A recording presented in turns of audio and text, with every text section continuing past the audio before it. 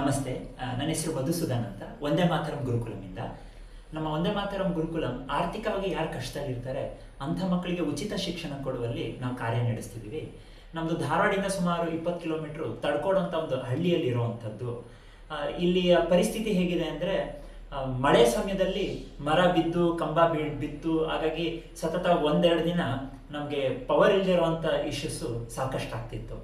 ಅಂಥ ಸಮಯದಲ್ಲಿ ನಾವು ಎನರ್ಜಿ ಕಂಪನಿ ಬೆಂಗಳೂರು ಅವರ ಜೊತೆ ಒಟ್ಟಿಗೆ ಸೇರಿಕೊಂಡು ನಮಗೆ ಈ ಫ್ಲೆಕ್ಸಿ ಪಾಡನ್ನು ಕೊಡೋದ್ರಲ್ಲಿ ಮುಂದೆ ಬಂದರು.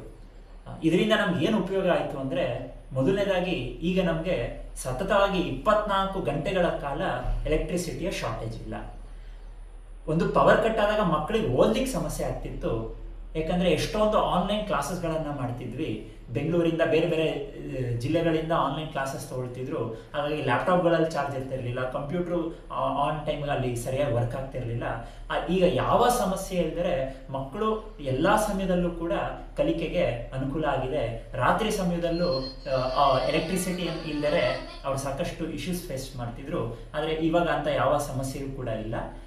ಅದರ ಜೊತೆಗೆ ಪವರ್ ಇಲ್ಲ ಅಂದರೆ ಇಲ್ಲಿ ನಮಗೆ ಯಾವುದೇ ರೀತಿ ನೀರಿನ ವ್ಯವಸ್ಥೆಯೂ ಇಲ್ಲ. ನಾವು ಸಂಪೂರ್ಣ ಬೋರ್ ಮೇಲೆ ನಿಂತಿರುವಂಥದ್ದು. ಬೋರ್ ಆನ್ ಮಾಡಿದ್ರೇ ಟ್ಯಾಂಕ್ ತುಂಬಿ ನಾವು ನೀರು ತುಂಬಿಸ್ಬೋದು.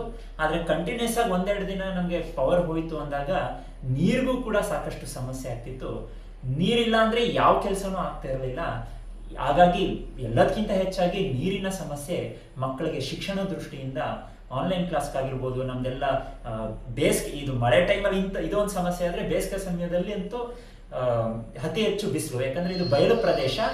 ಅಂಥ ಸಮಯದಲ್ಲೂ ಕೂಡ ನಮಗೆ ಫ್ಯಾನ್ಗಾಗಿರ್ಬೋದು, ಎಲ್ಲ ದೃಷ್ಟಿಯಿಂದ ನಮಗೆ ಸಾಕಷ್ಟು ಅನುಕೂಲ ಆಗಿದೆ. ಹಾಗಾಗಿ ಮತ್ತೊಮ್ಮೆ ನಾವು ವಿಷನ್ ಆಗುತ್ತಾ ಎನರ್ಜಿ ಕಂಪನಿಗೆ ಈ ಫ್ಲೆಕ್ಸಿ ಪಾಡನ್ನು ನಮಗೆ ಕೊಟ್ಟಿದ್ದಕ್ಕಾಗಿ ಹೃತ್ಪೂರ್ವಕ ಧನ್ಯವಾದಗಳನ್ನು ತಿಳಿಸಲಿಕ್ಕೆ ಇಷ್ಟಪಡ್ತೀವಿ.